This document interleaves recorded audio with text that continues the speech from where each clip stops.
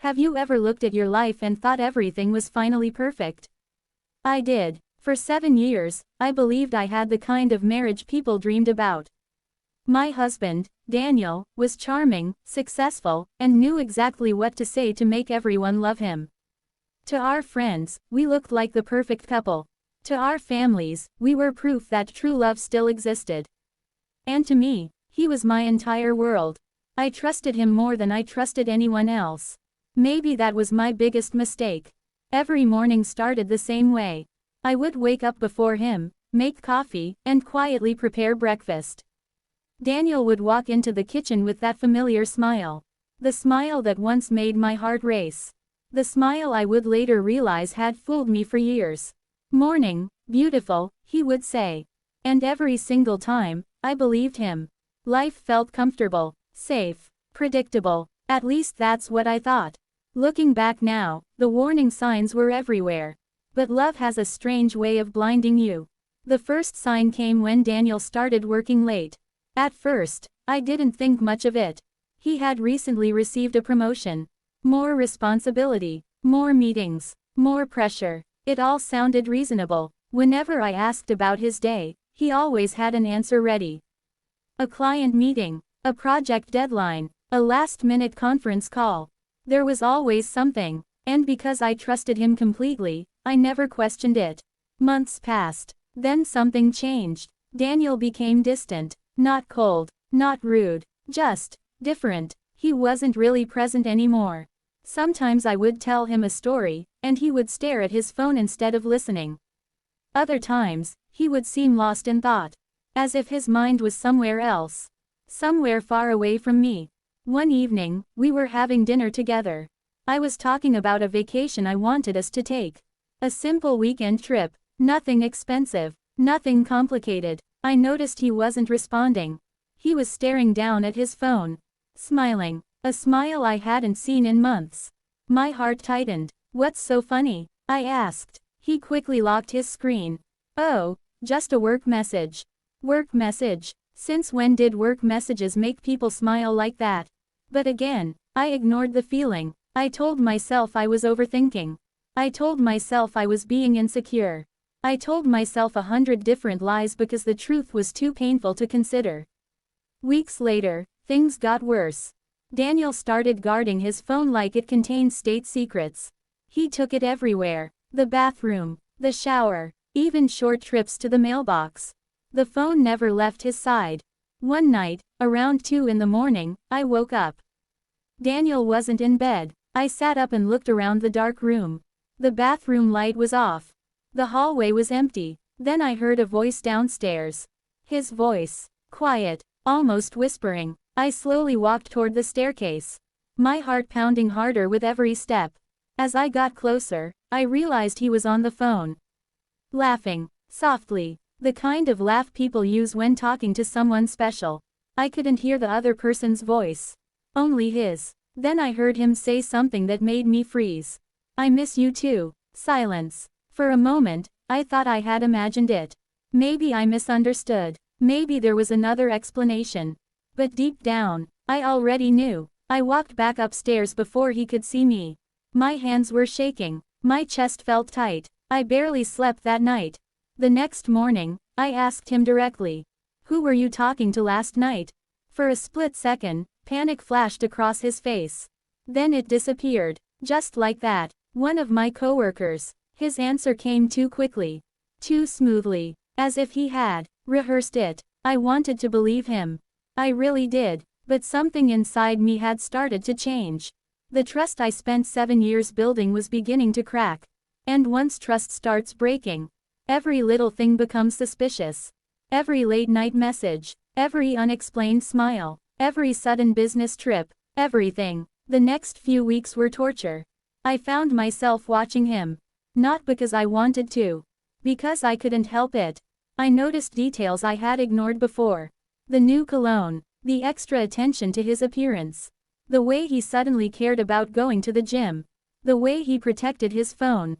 The way he seemed happier when he wasn't around me. Then came the moment that changed everything. It was a Saturday afternoon. Daniel told me he had an important meeting. On a weekend. That alone felt strange, but I simply nodded. He left the house around noon.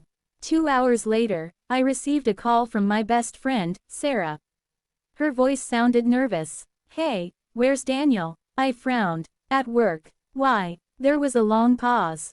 The kind of pause that makes your stomach drop. "Are you sure?" My heart immediately started racing. "What do you mean?" Another pause. Then she spoke. "I think I just saw him." The room suddenly felt smaller. "Where?" "At a restaurant downtown." I swallowed hard. Maybe it was someone who looked like him. "No," she said quietly. It was definitely Daniel. My hands started trembling. I already knew what she was about to say next. And I didn't want to hear it. Not even a little. But she said it anyway. He wasn't alone. The silence that followed felt endless. I couldn't breathe. I couldn't think. I couldn't move. "What do you mean?" I whispered. Sarah hesitated. Then came the sentence that shattered my entire world. He was holding another woman's hand. Everything inside me stopped. 7 years. 7 years of trust. 7 years of loyalty. 7 years of believing I was loved.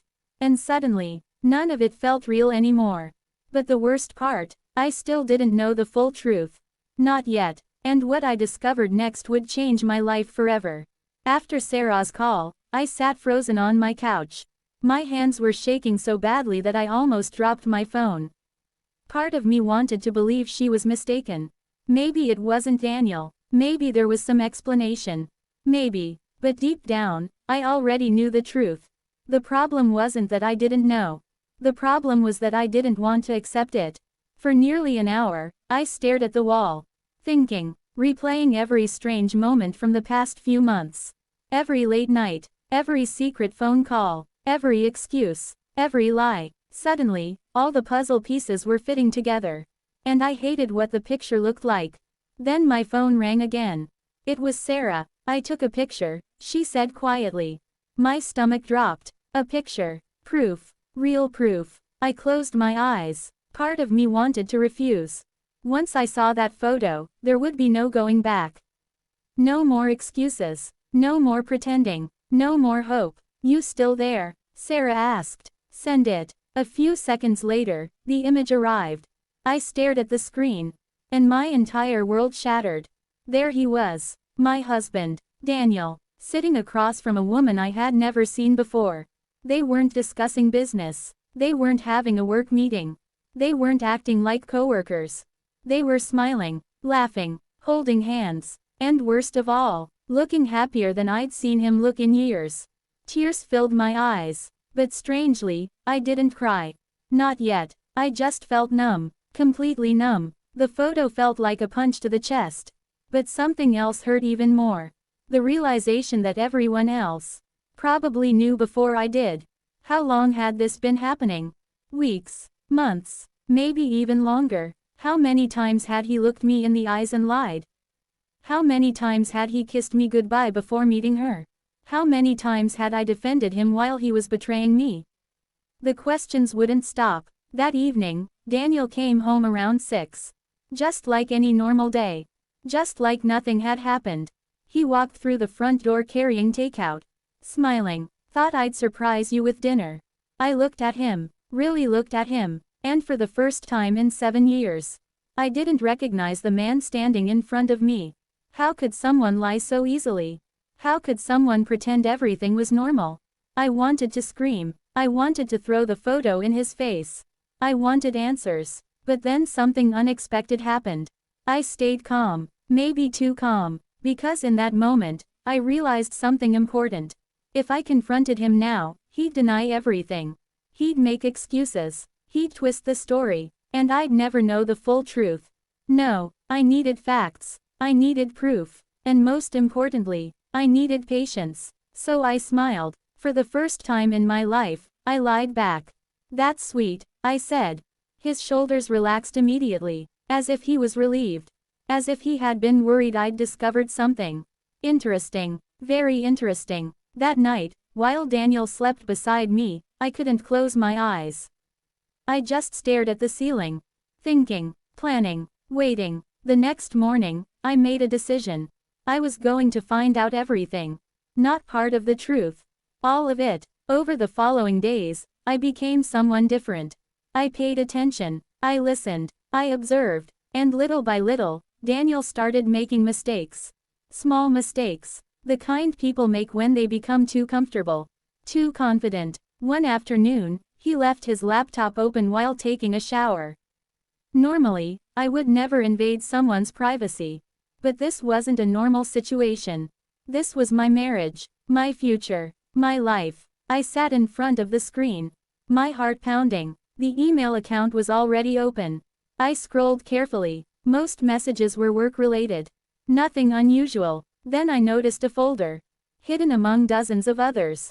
The folder had no name, just a single symbol. My stomach tightened. I clicked it, and there she was. Dozens of emails. Dozens. Some were months old, others were recent. The woman's name was Emily. And judging by the messages, this wasn't some short affair. This relationship had been going on for almost a year. A year. Nearly 12 months. I felt physically sick. 1 year of lies. 1 year of deception. 1 year of pretending to love me while building another relationship behind my back. The emails got worse. Far worse. Future plans. Romantic messages. Inside jokes. Private conversations. And then I found something that made my blood run cold. An email discussing apartments. Apartments. They were planning a future together. A future that didn't include me. I couldn't breathe. I quickly took screenshots. Every email. Every message. Every piece of evidence. Then I closed everything exactly as I found it. When Daniel came downstairs later, he had no idea. No idea that his secret world was beginning to collapse. The following week brought another surprise. One I never expected. Sarah called me again. I found out who she is. I immediately sat upright. What do you mean, Emily? My heart skipped a beat. You know her? No, but I know someone who works with her. I listened carefully. What Sarah told me next was shocking. Emily knew Daniel was married. She knew everything. She wasn't being lied to. She wasn't a victim. She knew about me from the beginning. And she stayed anyway. For some reason, that hurt almost as much as Daniel's betrayal. Because it meant two people had knowingly built happiness on top of my pain. Two people had chosen themselves. Over and over again. Without guilt. Without remorse. Without caring what happened to me. But as painful as that realization was, it also changed something inside me. The sadness slowly began turning into determination. The tears became focus. The heartbreak became strength. Because for weeks, I'd been feeling powerless. Like my life was falling apart. Like I was losing everything. But now, I was starting to see things differently. Daniel thought he controlled the situation. He thought I was clueless. He thought he was getting away with it. And that confidence was about to become his biggest mistake. I didn't want revenge that involved screaming. I didn't want revenge that involved drama. I wanted something better. Something smarter. I wanted the truth to expose itself. I wanted consequences. Real consequences. The kind nobody could argue with. The kind nobody could deny. And slowly, a plan started forming in my mind. A plan that would change everything. A plan so simple that Daniel would never see it coming. But before I could make my move, I needed one final piece of evidence.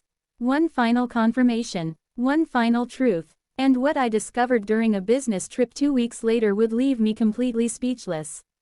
Because Daniel wasn't just hiding an affair. He was hiding something much bigger. Something that would destroy the life he had worked so hard to build.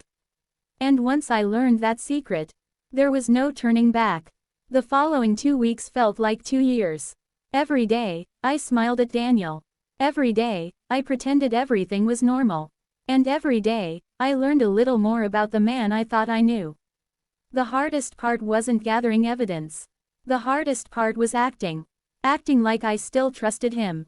Acting like I still believed his stories. Acting like my heart wasn't breaking every single time he looked me in the eyes and lied. But I stayed patient, because patience was becoming my greatest weapon. Then one Thursday morning, Daniel told me he had to travel for work. 3 days. A conference in another city. At least, that's what he claimed. Normally, I would have hugged him goodbye and wished him luck. This time, I simply smiled. Have a safe trip, He kissed my forehead, grabbed his suitcase, and walked out the door. The moment his car disappeared down the street, I picked up my phone. Something inside me told me this trip wasn't about work. And for the first time, I decided to trust my instincts. A few hours later, Sarah called. I found something. My pulse immediately quickened. What is it? You need to sit down. That sentence alone told me this wasn't going to be good. I sat at my kitchen table, my hands wrapped tightly around a cup of coffee. Tell me. Sarah took a deep breath. The conference Daniel mentioned. She paused. It doesn't exist. The room went silent. What? I checked. My stomach dropped. There is no conference. For a moment, I couldn't speak. I had expected lies. I had expected deception. But hearing it confirmed felt different. This wasn't a misunderstanding. This wasn't a mistake. This was deliberate, calculated, and it meant Daniel had gone somewhere else. With someone else. The rest of that day was torture. My imagination kept filling in the blanks. But the truth turned out to be even worse. That evening, Sarah sent me another message. This time, it included several photos. I opened the first one. Then the second. Then the third. Each one felt like another knife to the heart. Daniel and Emily, together, at a luxury resort, smiling, relaxed, comfortable, as if they were a happy couple. As if I didn't exist. As if 7 years of marriage meant absolutely nothing. I stared at the photos for a long time. Long enough for the tears to finally come. Not loud tears. Not dramatic tears. Just silent ones. The kind that appear when your heart finally accepts what your mind already knows. The marriage was over. Not because I wanted it to be. Because Daniel had already ended it long ago. I was simply the last person to find out. That night, I sat alone in the living room. Thinking, remembering, questioning everything. Had any of it been real? Did he ever love me? Did he ever mean the promises he made? Or was everything just another lie? Around midnight, my phone buzzed. A message from Daniel. Miss you. Can't wait to get home. I stared at those words. Then I laughed. For the first time in weeks, I actually laughed. Not because it was funny. Because it was unbelievable. He was sitting at a resort with another woman while sending me messages about missing me. The level of deception was almost impressive. And that's when something changed. The sadness began disappearing. In its place came clarity. Daniel wasn't sorry. He wasn't confused. He wasn't making a mistake. He was making choices. Every single day. And choices have consequences. The next morning, I decided to stop focusing on the affair itself. Instead, I started looking deeper. Because something about Daniel's behavior didn't make sense. He wasn't just hiding a relationship. He was hiding something else. I could feel it. And eventually, I found it. The discovery happened completely by accident. While reviewing financial documents, I noticed several unfamiliar transactions. At first, I assumed they were business expenses. But the amounts were too large. Far too large. Thousands of dollars. Transferred repeatedly over several months. My heart started racing. I dug deeper. And what I found shocked me. Daniel had been moving money. A lot of money. From our shared accounts. Into accounts I knew nothing about. The affair wasn't the only betrayal. He had been secretly preparing for a future without me. A future where he walked away with most of our savings. A future where I would be left behind to deal with the damage. I couldn't believe it. The man I had supported for years. The man I trusted completely. Had been planning his exit for months. Maybe longer. Suddenly everything made sense. The secrecy. The lies. The hidden accounts. The apartment plans. The fake business trips. This wasn't impulsive. This wasn't emotional. This was planned. Carefully planned. And if I hadn't discovered it now, I might have lost everything. For several minutes, I just sat there staring at the documents. Then I did something Daniel never expected. I stopped reacting emotionally. Instead, I started thinking strategically. Very strategically. Because now I understood something important. The affair wasn't Daniel's biggest weakness. His confidence was. He believed he was smarter than everyone. He believed he controlled the story. He believed he had all the information.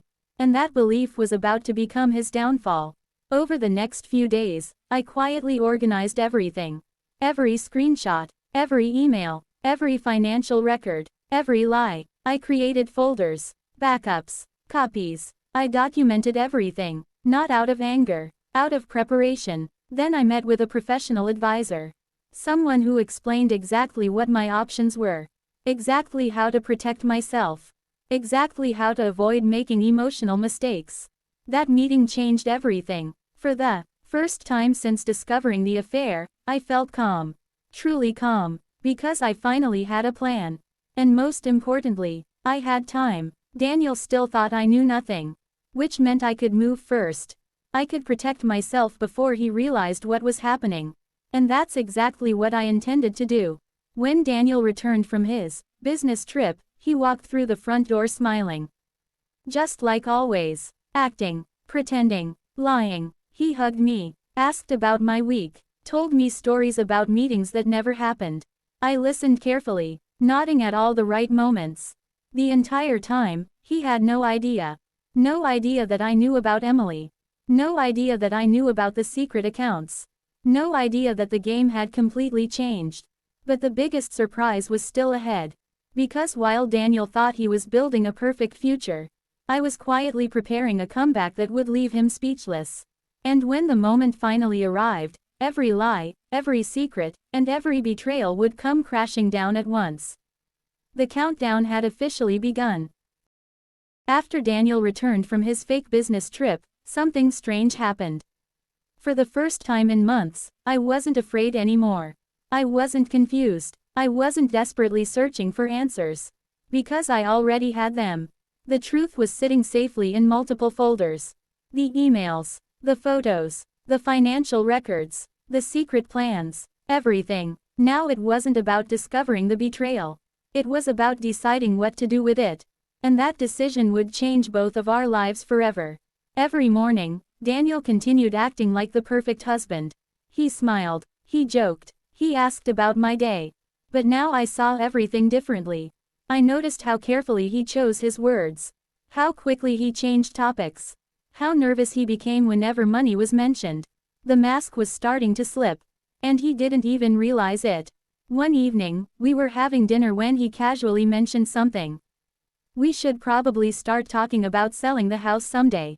I nearly laughed, not because it was funny. Because I finally understood why he was saying it. He wasn't planning for our future. He was planning for his escape. He wanted options. He wanted control. He wanted to make sure everything benefited him.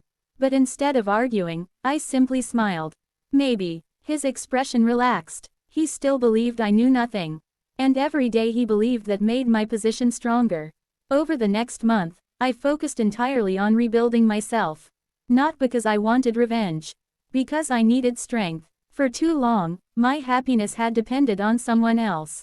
Now I was learning how to stand on my own. I started exercising again. Started reconnecting with old friends. Started focusing on goals I had ignored for years. Slowly, the woman Daniel thought he had broken was disappearing. And someone stronger was taking her place. Ironically, Daniel began noticing the change.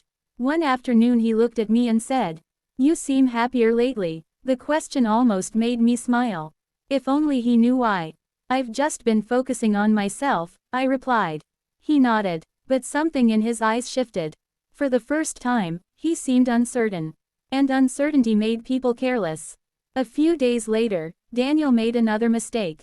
A big one. He left his phone charging in the kitchen while he took a shower. Normally, he guarded that phone like his life depended on it. This time, he forgot. Then a message appeared. A preview on the screen. One sentence. One careless sentence. "Can't wait until she finally finds out. Emily." I immediately took a picture of the message. Then another. And another. Evidence. Fresh evidence. Proof that both of them knew exactly what they were doing. Proof that neither of them felt guilty. But the message also revealed something else. They thought they were winning. And people who think they've already won often stop being careful. The following week, Daniel announced exciting news. At least exciting for him. I've been offered a major promotion. Everyone celebrated. Friends congratulated him. Family members praised him. Social media filled with positive comments. Daniel loved every second of it. The attention, the admiration, the image of success. But what nobody knew was that his perfect image was built on lies. And images can collapse surprisingly fast. As his promotion date approached, Daniel became more confident than ever. Almost arrogant, he started talking openly about future plans. Expensive trips, career goals, investments, the life he imagined building. The life he assumed was guaranteed. Meanwhile, I stayed quiet, patient, prepared. Then something unexpected happened. A family gathering was scheduled for the following month. A large celebration. Relatives from different cities, friends, close family members. Everyone would be there. The moment I heard about it, an idea formed in my mind. A simple idea, a powerful idea, an idea that would ensure the truth could never be denied. Because secrets survive in darkness. But they rarely survive in the light. Over the next few weeks, I continued preparing. Carefully, methodically, I reviewed every piece of evidence. Organized timelines, saved backups, protected myself financially, protected my future, protected my peace. By the time the family gathering arrived, I was ready. Completely ready. The day of the event felt strangely calm. Hundreds of thoughts should have been racing through my mind. But they weren't. Instead, I felt focused. Certain. Daniel, on the other hand, looked happier than ever. Laughing with relatives, sharing stories, accepting compliments, enjoying the attention. Watching him made me realize something. He truly believed his lies would never catch up with him. That belief was about to disappear. As the evening continued, more guests arrived. The room filled with conversation and laughter. Nobody suspected what was coming. Nobody except me. And maybe that's what made the moment so powerful. The truth wasn't arriving with drama. It wasn't arriving with shouting. It wasn't arriving with anger. It was arriving quietly, patiently, the same way I had prepared for it. Then, late in the evening, something happened that even I hadn't expected. My phone buzzed. A message. Unknown number. I opened it, and immediately froze. The message contained one sentence. One sentence that changed everything. There's something about Emily you still don't know. My heart started pounding. Attached was a file that revealed another shocking secret. A secret neither Daniel nor Emily wanted anyone to discover. I stared at the screen in disbelief. Because suddenly, the story became much bigger than an affair. Much bigger than betrayal. Much bigger than lies. And the information inside that file had the power to destroy every plan Daniel thought he had. I looked across the room. Daniel was laughing with family members. Completely unaware. Completely comfortable, completely confident, for now, because the final chapter of his deception was about to begin. And when the truth finally came out, the reaction would leave high. I stared at the message on my phone. There's something about Emily you still don't know. For several seconds, I couldn't move. The noise of the family gathering faded into the background. The laughter, the conversations, the music, everything disappeared. All I could focus on was the file attached to that message. Slowly, I opened it. What I saw made my eyes widen. Inside were screenshots, messages, and documents. Dozens of them. At first, I didn't understand what I was looking at. Then the pieces started coming together. And the truth hit me like a wave. Emily wasn't just involved with Daniel. She had been involved with another man at the same time. A wealthy businessman she had been seeing for months. Someone who believed he was in an exclusive relationship with her. I kept scrolling. More messages. More proof. More lies. Not just from Daniel. From Emily too. Neither of them had been honest with anyone.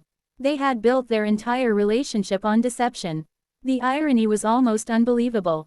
Daniel had betrayed me for someone who was betraying him. I sat there staring at the evidence.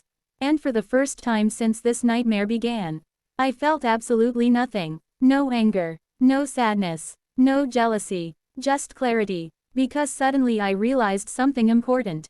I didn't need revenge anymore. I didn't need to destroy anyone. The truth was already doing the work for me. The lies were collapsing under their own weight.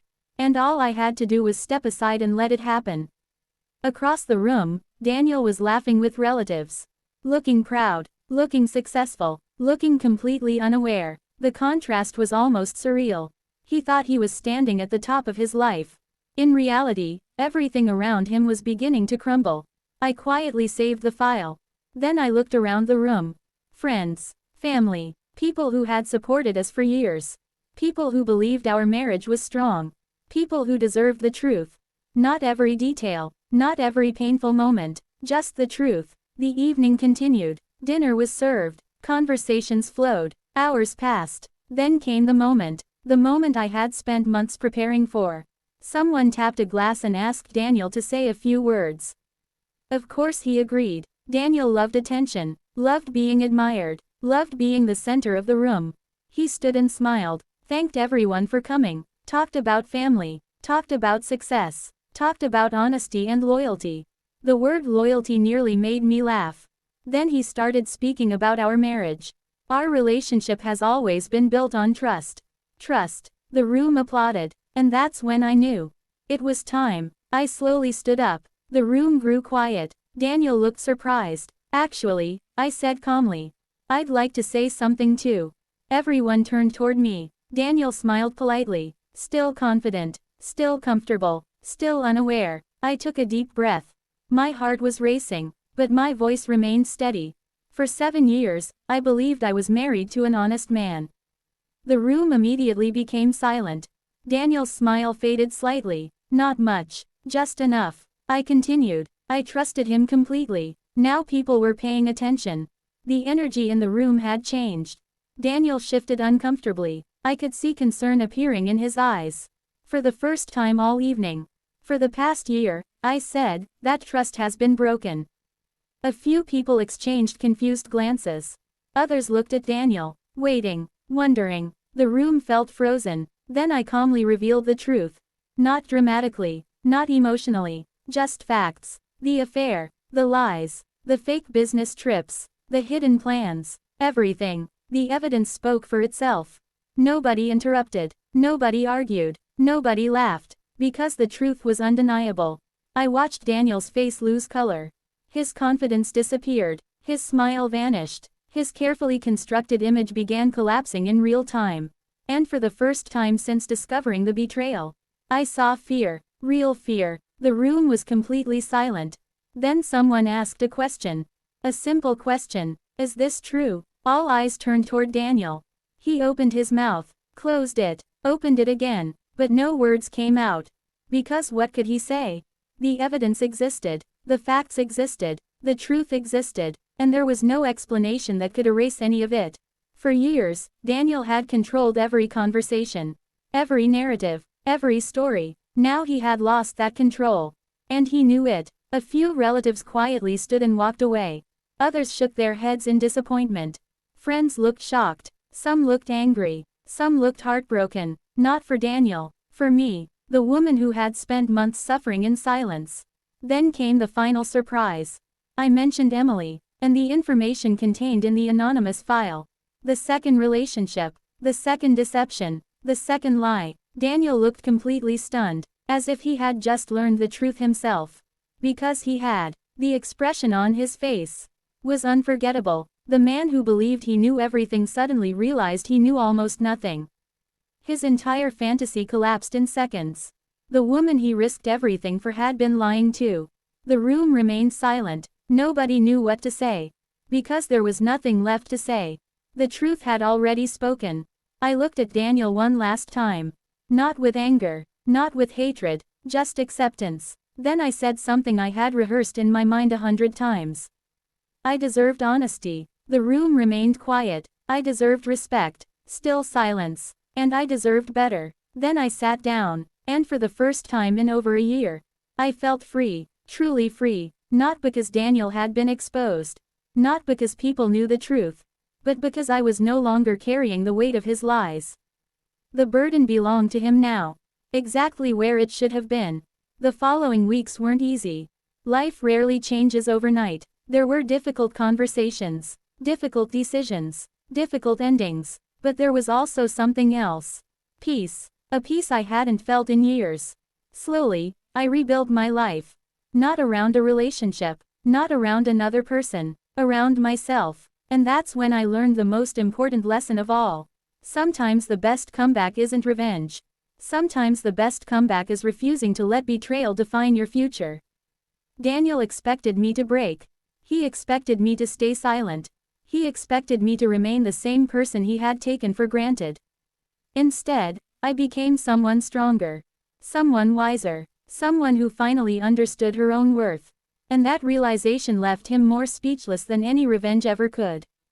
Because the greatest victory wasn't watching his world fall apart. The greatest victory was watching mine come back together. Moral of the story: when someone betrays your trust, don't rush to anger. Don't rush to revenge. Protect yourself. Learn the truth. Stay patient. And remember this: people can take your time. People can take your trust. People can even break your heart. But they can never take your value unless you give it away. And sometimes, the strongest response isn't getting even. It's moving forward and living a better life than they ever expected.